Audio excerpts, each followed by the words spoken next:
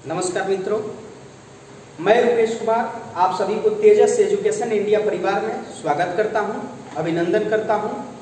आज हम सभी देखेंगे मूल अधिकार के पार्ट 2 के बारे में कि मूल अधिकार में जो पार्ट 1 आप सभी ने देखा होगा, पार्ट 2 के बारे में आज हम सभी चर्चा करेंगे कि पार्ट 2 पे क्या है, इसका किस प्रकार से ऐसे प्रश्न बनते हैं, इसको विशेष करके ध्यान में रखेंगे। आइए आगे बढ़ते हैं कि सबसे पहले क्या है कि मूल अधिकार में आपको भाग 3 में क्या है कि अनुच्छेद 12 से लेकर अनुच्छेद 35 तक क्या है कि निहित है।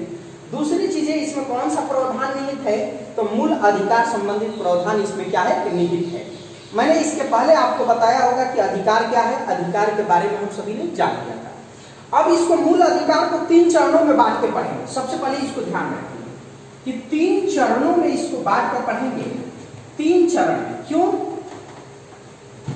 3 चरण में इसको बांट कर पढ़ेंगे? पहले तो यहां पर ध्यान रखेंगे कि प्रथम चरण, उसके बाद द्वितीय चरण, उसके बाद क्या कि तृतीय चरण। 3 पार्ट में इसको क्या करेंगे अब की बात के पढ़ेंगे। पहले तो प्रथम चरण की अगर जब बात करें तो प्रथम चरण में आपको 3 अनुच्छेद को ध्यान में रखना है। इसको ध्यान में रखेंगे कि अनुच्छेद आपको क्या कि एक तो 12, दूसरी चीज दूसरा एक तो अनुच्छेद आपको 13, इसमें प्रथम चरण की बात करें। उसके बाद तृतीय में अनुच्छेद आपको क्या कि 33, उसके बाद चतुर्थ की अनुच्छेद आपको क्या 34। ये 4 अनुच्छेद को क्या करेंगे कि प्रथम चरण में इसको बांट के पढ़ेंगे। इसको विशेष करके ध्यान रखेंगे। द्वितीय अगर के चरण की बात करें तो द्वितीय चरण में आपको द्वितीय चरण में क्या करेंगे कि अनुच्छेद 14 से आपको अनुच्छेद 32 तक इसको क्या करेंगे कि इसको रखकर पढ़ेंगे द्वितीय चरण। अनुच्छेद 14 से लेकर अनुच्छेद 32 तक। जनरली आप जानते हैं कि 6 जो मूल अधिकार है इसी के अंतर्गत क्या होता है कि शामिल है। इसके बारे में पढ़ेंगे। द्वितीय चरण में इसको रखें। तृतीय चरण में क्या है कि एक अनुच्छेद इसमें भी अलग से क्या है कि रखना है, जिसका नाम है अनुच्छेद आपको क्या कि 35। अनुच्छेद 35 को तृतीय चरण में रखकर पढ़ना है, अनुच्छेद 35 को। अब इस बात को ध्यान में रखनी है कि जो अनुच्छेद 12 से हम लोग अभी शुरू करेंगे कि अनुच्छेद 12, अनुच्छेद 13, अनुच्छेद 33, अनुच्छेद 34 की बात करेंगे। आइए हम सभी देखते हैं कि अनुच्छेद 12 में क्या है। सबसे पहले इसको विशेष करके ध्यान रखेंगे। अनुच्छेद 12 के बारे में हम सभी को देखना है कि अनुच्छेद 12 में क्या है। सबसे पहले कि अगर अनुच्छेद 12 की बात करें तो अनुच्छेद 12 क्या कहता है कि अनुच्छेद 12 राज्य के डिफिनीशन देता है, राज्य की परिभाषा की बात की गई है। मगर इतना सा कह देने से नहीं चलेगा कि अनुच्छेद 12 में जो राज्य के डिफिनीशन की बात की गई है, राज्य की परिभाषा की जो बात की गई है कि राज्य के परिभाषा के अंतर्गत किसको किसको शामिल किया गया है, इसके बारे में कहा गया। आइए देखते हैं किसको किसको शामिल किया गया है। तो इसमें क्या है कि अगर राज्य की परिभाषा की बात करें कि राज्य की परिभाषा, अब ये राज्य की परिभाषा की बात करें तो इसको विशेष करके ध्यान रखेंगे कि राज्य के परिभाषा के अंतर्गत किसको किसको शामिल किया जाता है। तो आइए देखते हैं कि राज्य के परिभाषा के अंतर्गत संघ की विधायिका, संघ की क्या विधायिका, संघ की विधायिका, यानी कि संघ मतलब कह रहा है कि केंद्र सरकार, केंद्र के बारे में, यानी कि देश के बारे में, राष्ट्र के बारे में बात कर रहा है। संघ की विधायिका। अब संघ की विधायिका में 2 चीजों को, 2 लोगों को आप जानते हैं विशेष करके। एक तो राज्यसभा के सदस्यों को, क्या राज्यसभा, और दूसरी क्या है कि आपकी लोकसभा, क्या कि लोकसभा, इनको शामिल किया गया है। आपको क्या कि राज्य के डिफिनीशन के अंतर्गत आपको राज्यसभा और लोकसभा को शामिल किया गया। इस बात को विशेष करते हैं। दूसरी चीज कि आपको संघ की कार्यपालिका, संघ की क्या कार्यपालिका, यानी कि संघ की कार्यपालिका के अंतर्गत आपको क्या कि राष्ट्रपति, जितने भी संघ की कार्यपालिका है आपको राष्ट्रपति से लेकर आपको आईएएस जो यूपीएससी के द्वारा जो भी आपको क्या सिलेक्टेड होकर आते हैं, जो भी अधिकारी पदाधिकारी एवं संघ सरकार के मंत्री परिषद, प्रधानमंत्री, आपको मंत्री परिषद में केंद्रीय मंत्री, जितने भी मंत्री हैं सबको शामिल किया जाता है कार्यपालिका के अंतर्गत। तो इसको भी शामिल की जाती है राज्य के डिफिनेशन के अंतर्गत। तीसरी कि संघ की आपको इसके अंतर्गत न्यायपालिका,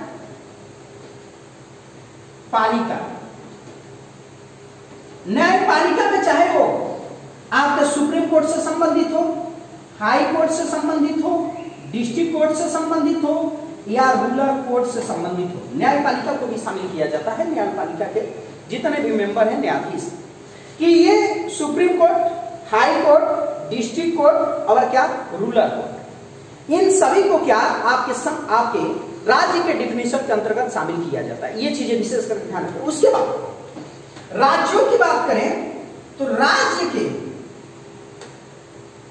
की विधायिका, राज्य की विधायिका। अब राज्य की विधायिका कौन है? राज्य में कौन कानून बनाने की काम करती है? राज्य में दो ही लोग विशेष करके आपको ध्यान में रखेंगे कि दो लोग क्या कानून बनाने की काम करते हैं। एक तो क्या कि विधान परिषद या विधानसभा।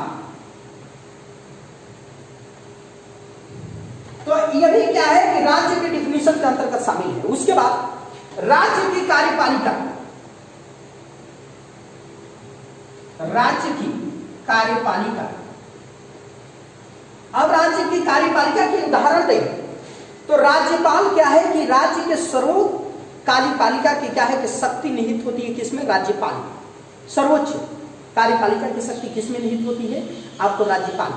तो राज्यपाल से लेकर मुख्यमंत्री, आपको राज्य के मंत्री परिषद और उसके बाद राज्य सरकार द्वारा चुने जाने वाले अधिकारी एवं पदाधिकारी को क्या शामिल उसमें की जाती है। इस बातों को भी विशेष करके ध्यान रखना। उसके बाद कि इसके अलावा कोई ऐसे क्षेत्र जो राज्य द्वारा वित्त पोषित हो, जैसे विश्वविद्यालय हो गया, जो राज्य द्वारा उसे धन प्राप्त होता हो, तो उसको भी क्या राज्य के डिफिनेशन के अंतर्गत शामिल किया जाता है। या कोई ऐसे संस्था जिसका प्रशासन राज्य देख रहा हो, यानी कि राज्य क्या कर रहा हो कि उसका प्रशासन देख रहा हो, तो वो सभी संस्थाओं को क्या किया जाता है कि राज्य के डिफिनेशन के अंतर्गत शामिल किया जाता है। अब सिंपल से एक डिफिनेशन बोल देता हूं कि राज्य के परिभाषा के अंतर्गत संघ की विधायिका, कार्यपालिका, न्यायपालिका के साथ साथ राज्य की विधायिका, राज्य के कार्यपालिका, राज्य के न्यायपालिका एवं कोई ऐसी संस्था जो राज्य द्वारा वित्त पोषित हो या राज्य उसका प्रशासन देख रहा हो, तो ऐसी संस्थाएं राज्य के डिफिनेशन के अंतर्गत क्या होती है कि शामिल है। इस बातों को विशेष करके ध्यान रखेंगे। आइए आगे बढ़ते हैं। अनुच्छेद आपको 13 के अधीन सभी को देखना है। अब हम सभी को देखना है कि क्या कि अनुच्छेद 13 में क्या कही गई है, इसके बारे में विशेष करके ये आर्टिकल विशेष करके कोई इसको पढ़ाता नहीं है, इसको ध्यान में रखेंगे कि आर्टिकल 13 में मूल अधिकारों से असंगत विधियां के बारे में कहा गया। क्या कहा गया है कि मूल अधिकारों से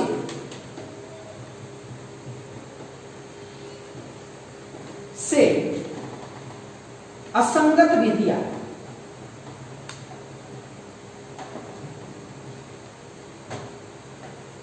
असंगत विधियां के बारे में, यानी कि संविधान की कुछ ऐच्छिक विधियां के बारे में कहा गया। संविधान की कुछ ऐच्छिक विधियां जो मूल अधिकारों के संबंध में है, कि जो मूल अधिकारों को कोई अगर डिस्टर्ब करती है तो उस विधि के बारे में कहा गया है। उसके बारे में हम सभी को देखना है कि असंगत विधियां, कैसी असंगत विधियां है।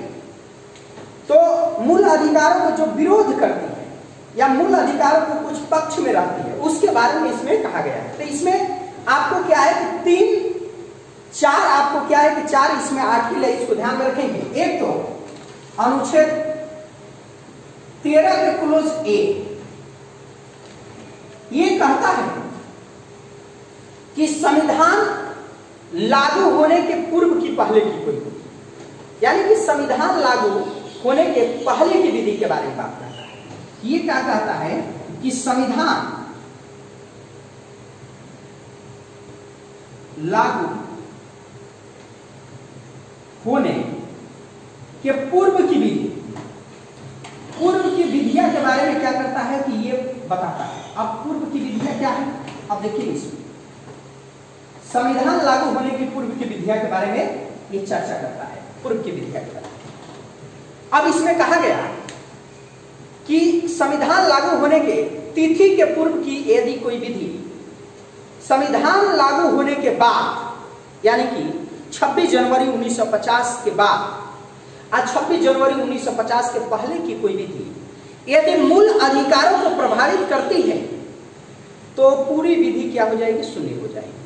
कहने का क्या तात्पर्य है, एग्जाम्पल ले लेते हैं कि यहाँ पर एक एग्जाम्पल ले लेते हैं। अगर से मान लीजिए कि 1950 के पहले की कोई बनाई गई है विधि, यानी कि 1948 में, 1947 में और 1950 के बाद 1951 में, 1951 में उसकी सामना अगर मूल अधिकार से होता है और मूल अधिकार को वो विधि प्रभावित कर रहा है, जो संविधान लागू होने के पूर्व की पहले की विधि है, अगर मूल अधिकारों को प्रभावित करता है तो उस पूरी की पूरी क्या हो जाएगी, विधि क्या हो जाएगी, शून्य हो जाएगी। ये कह दिया गया कि संविधान लागू होने की पूर्व की यदि विधि संविधान लागू होने के बाद यदि मूल अधिकारों को प्रभावित करती है तो पूर्ण रूप से क्या हो जाएगी, पूरा के पूरा वो सेक्शन, पूरा के पूरा वो विधि क्या हो जाएगा, वो जीरो हो जाएगी, वो शून्य हो जाएगी। अब एक चीज करता है फिर कि अनुच्छेद, आपको विशेष करके ध्यान रखेंगे कि अनुच्छेद 13 के आपको क्या क्लोज बी, 13 के क्लोज बी में क्या कहा गया, इसमें कहा गया संविधान लागू होने के बाद, इस संविधान लागू होने के बाद के विधियां के बारे में कहा गया है। तो यहां पर लिख देते हैं, विशेष करके ध्यान रखेंगे कि संविधान लागू होने के बाद की विधि, बाद की विधियां, इसको ध्यान में रखेंगे, बहुत ही इंपॉर्टेंट है। इस चीजों को बहुत ही इंपॉर्टेंट, बहुत ही कंफ्यूजन कर रहा है। यानी कि ये 1950 के बाद के कर रहा है, ये 1950 के पहले की कर रहा है। तो कह रहा है कि यदि संविधान लागू होने के बाद कि कोई विधि मूल अधिकारों को प्रभावित करती है तो वह उस मात्रा तक शून्य होगी जिस मात्रा तक मूल अधिकारों को क्या प्रभावित करती है। कहने का क्या तात्पर्य है कि यानी कि संविधान लागू होने के बाद यदि संसद ने कोई विधि बनाई है और उस विधि में 5 प्रावधान है और 5 प्रावधानों में से 2 प्रावधान मूल अधिकारों को प्रभावित कर रहा है और 3 प्रावधान मूल अधिकारों को प्रभावित नहीं कर रहा है, तो जो 2 मूल अधिकारों को प्रभावित करेगा तो उसे क्या शून्य की जाएगी, पूरी विधि शून्य नहीं होगा। मगर इसके पहले वाला में जो था कि वो क्या कर रहा है कि पूरी की पूरी विधि शून्य हो जा रहा था। तो इस बातों को विशेष करके ध्यान रखेगा। अब कहा गया कि अनुच्छेद 13 के क्लोज सी में कहेंगे इसमें कि विधि का क्या अर्थ है और विधि के अंतर्गत कौन कौन शामिल है। तो आइए आगे देखते हैं, विशेष करके ध्यान रखेंगे।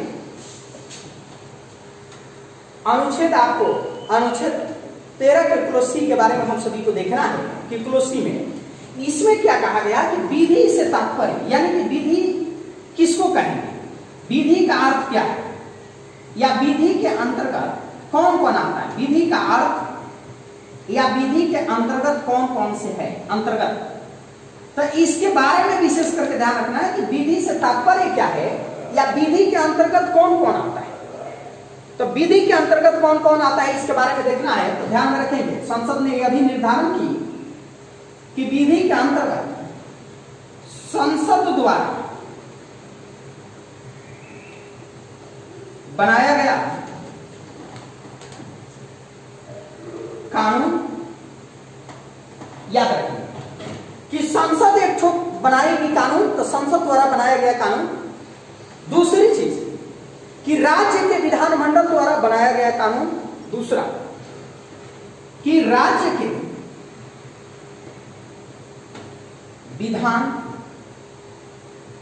विधानमंडल द्वारा बनाया गया कानून, विधानमंडल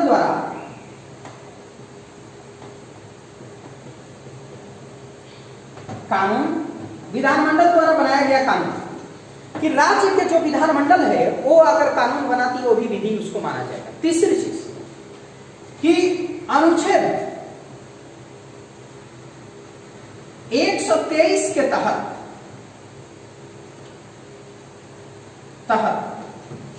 राष्ट्रपति द्वारा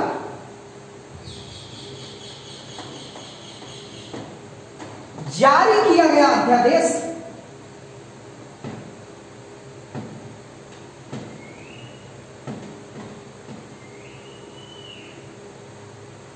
देखिए बहुत इंपॉर्टेंट है कि राष्ट्रपति 123 के तहत क्या अध्यादेश जारी करता है। ये कब जारी करेगा? जब संसद क्या करेगी कि सत्र में नहीं होगी, जब संसद का कार्यकाल सत्र में नहीं होगा। अब कुछ क्या होता है कि कुछ उसके बीच में गैप होता है। जो भी संसद का सत्र होता है उस संसदों के सत्र के दौरान क्या कुछ गैप होती है।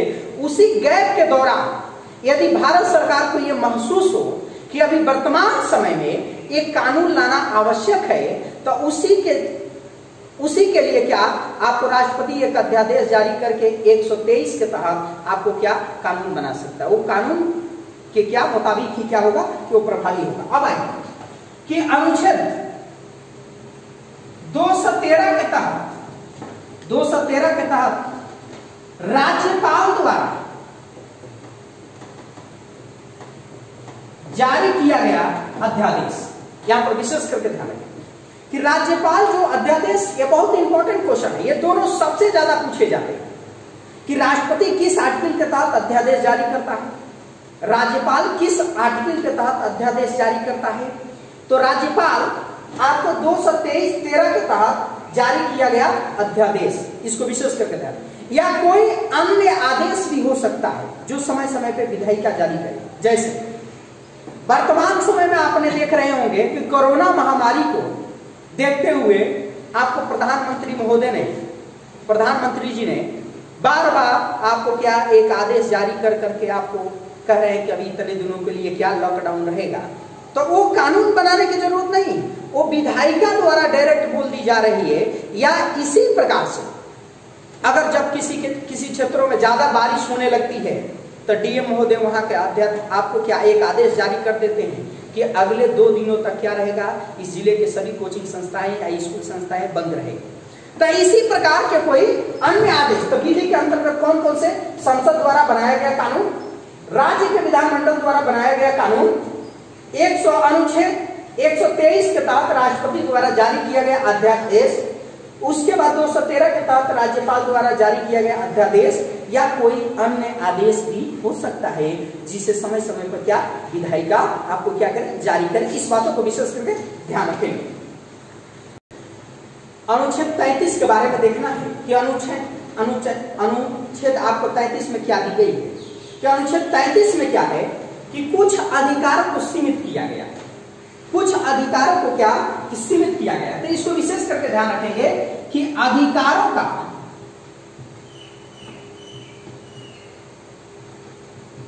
सीमित की गई।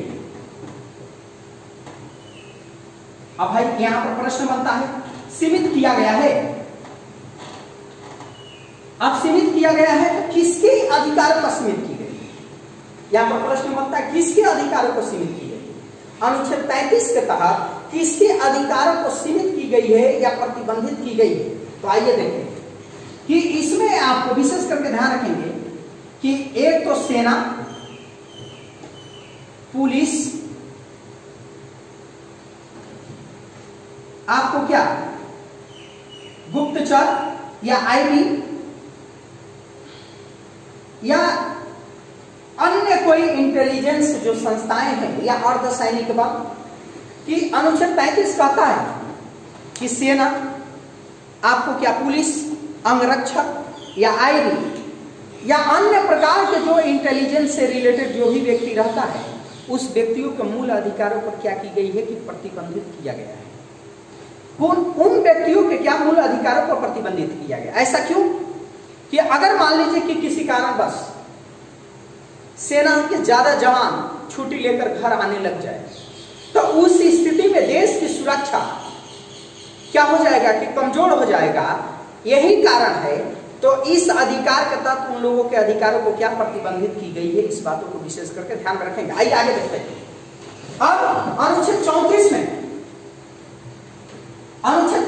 में भी कहा गया है कि अनुच्छेद 34 में कहा गया है कि जिस क्षेत्र में सैन्य विधि लागू हो, जिस क्षेत्र में सैन्य विधि लागू हो, उन क्षेत्र के लोगों को आपको मूल अधिकारों पर प्रतिबंधित किया जाता है। कि यानी कि किसी क्षेत्र में सेना के कानून अगर से लागू है तो उन क्षेत्रों में क्या आपको उन क्षेत्र के लोगों को मूल अधिकारों को क्या है कि प्रतिबंधित किया जा सकता है। इसलिए कि अगर मान लीजिए कि अभी वर्तमान समय में आपने देखे हैं कि कोरोना महामारी जो है, कोरोना महामारी से क्या है कि आज वर्तमान समय में आपके क्या अधिकारों को उपयोग करने से भी सरकार प्रतिबंधित कर दी है कि आप घूम नहीं सकते हैं बाहर, और जा भी सकते हैं तो अकेले जा सकते हैं। इस बातों को विशेष करके ध्यान रखेंगे। अब इसके बाद मूल अधिकार के जो क्या है कि पार्ट 3 में जो हम लोग देखेंगे, विशेष करके ध्यान रखेंगे। दूसरी चीज आपसे मैं बोलना चाहूंगा, आप वीडियो को लाइक करिए, शेयर करिए, सब्सक्राइब करिए और इसको जितना बार हो सके आप देखने का प्रयास करिए, और साथ ही कोई ना कोई आपको आंसर पेपर लेकर क्या करिए कि सॉल्व करने का प्रयास करिए। जय हिंद, जय भारत।